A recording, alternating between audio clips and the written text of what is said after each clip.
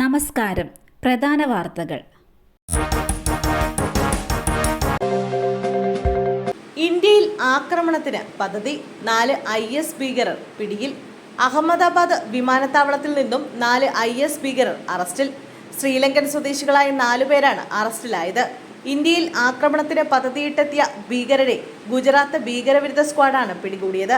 പ്രധാനമായും ഇന്ത്യയിലെ ജൂത കേന്ദ്രങ്ങളിൽ സ്ഫോടനം നടത്താനാണ് ഇവർ പദ്ധതിയിട്ടിരുന്നതെന്നാണ് റിപ്പോർട്ടുകൾ. അഹമ്മദാബാദിലെത്തിയ ഭീകര സംഘം പാകിസ്ഥാനിൽ നിന്നുള്ള നിർദ്ദേശങ്ങൾക്കായി കാത്തിരിക്കുന്നതിനിടെയാണ് ATSന്റെ പിടിയിലാകുന്നത്. ഇവരിൽ നിന്നും ഏതാനും പാകിസ്ഥാൻ നിർമ്മിത ആയുധങ്ങളും പിടിച്ചെടുത്തിട്ടുണ്ട്. പത്തനംതിട്ടയിൽ ഒഴുക്കിൽപ്പെട്ട വയോധികയുടെ മൃതദേഹം കണ്ടെത്തി. പത്തനംതിട്ടയിൽ ഒഴുക്കിൽപ്പെട്ട് കാണാതായ വയോധികയുടെ മൃതദേഹം കണ്ടെത്തി. പഴങ്കുളം സ്വദേശി മണിയമ്മാളാണ് മരിച്ചത്. 75 വയസ്സായിരുന്നു. പഴങ്കുളത്ത് കനാലിൽ നിന്നാണ് വയോധികയുടെ മൃതദേഹം കണ്ടെത്തിയത്. അതേസമയം അടൂരിൽ ഒഴുക്കിൽപ്പെട്ട് വയോധികനെ കാണാതായി. പള്ളിക്കലിൽ ഗോവിന്ദനെയാണ് കാണാതായത്. ആറ്റിൽ വീണ തേങ്ങ എടുക്കാൻ ശ്രമിക്കുന്നതിനിടെ ഒഴുക്കിൽപ്പെടുകയായിരുന്നു. അവയവം മാറി ശസ്ത്രക്രിയ. ഡോക്ടറുടെ മൊഴിയെടുത്തു.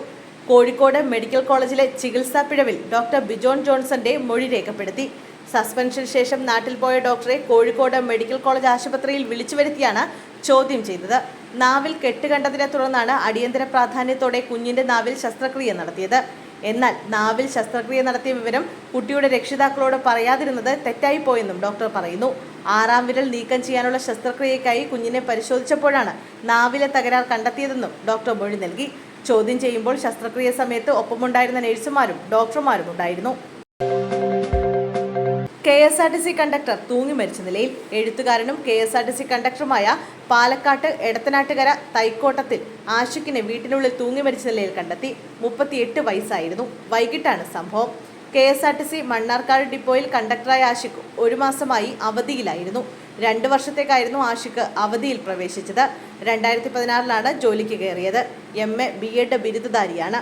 നന്നായി പഠിച്ച് കൂടുതൽ നല്ല ജോലിയിൽ കയറണമെന്ന ആഗ്രഹം ആഷിഖിനുണ്ടായിരുന്നു. വ്യക്തിപരമായ പ്രശ്നങ്ങളെ തുടർന്നാണ് ജീവനൊടുക്കിയത് എന്നാണ് വിവരം. കാഞ്ഞങ്ങാട് CPM നേതാക്കൾക്ക് നേരെ സ്ഫോടക വസ്തു എറിഞ്ഞു. സ്ത്രീക്ക് പരിക്ക്. പ്രതി ഓടി രക്ഷപ്പെട്ടു. ഗൃഹസന്ദർശനത്തിനെത്തിയ CPM നേതാക്കൾക്ക് നേരെ CPM പ്രവർത്തകനായ അമ്പലത്തറ ലാലൂർ സ്വദേശി രതീഷ് സ്ഫോടക വസ്തു എറിഞ്ഞു.